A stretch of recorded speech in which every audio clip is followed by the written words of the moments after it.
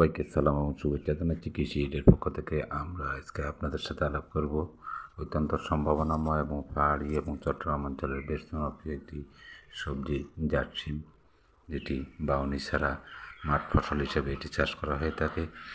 জাট শিম 1, 4 এবং 3 এটি সাধারণত রান্না হিসেবে শিম হিসেবে খাওয়া হয়ে থাকে এবং জাট শিম 2 যেটা খেসারি হিসেবে উৎপাদন করা হয়ে থাকে। তাই অত্যন্ত লাভজনক এবং বাউনি ছাড়া কম খরচে এবং খরা সহিষ্ণু একটি ফসল জাট শিম।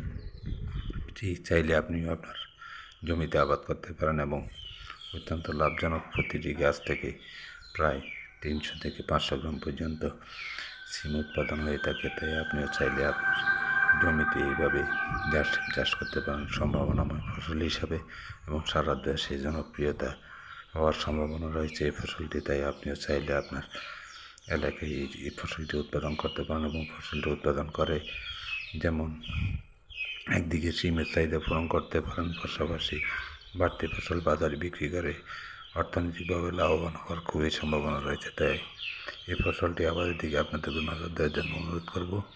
বিশেষ করে জমিতে 2-3টে চাষ দিয়ে মই দিয়ে জুড়ে করে নিয়ে সেখানে যদি প্রতি 1 ফিট অন্তর অন্তর একটি করে গাছ লাগান, তাহলে মোটামুটি প্রচুর সম্ভাবনাময় ফসল হিসেবে উৎপাদন করা সম্ভব হবে এবং খুব অল্প খরচে এবং সঠিক পরিচর্যা এবং কম রোগবালাই হওয়া এই ফসলটি আপনি চাইলে আপনার জমিতে আবাদ করতে পারেন। একদিকে যেমন জমির সদ্ব্যবহার হবে, অন্যদিকে সম্ভাবনাময় ফসল হিসেবে এটি বেশ জনপ্রিয়তা লাভ করবে বলে আশা করছি।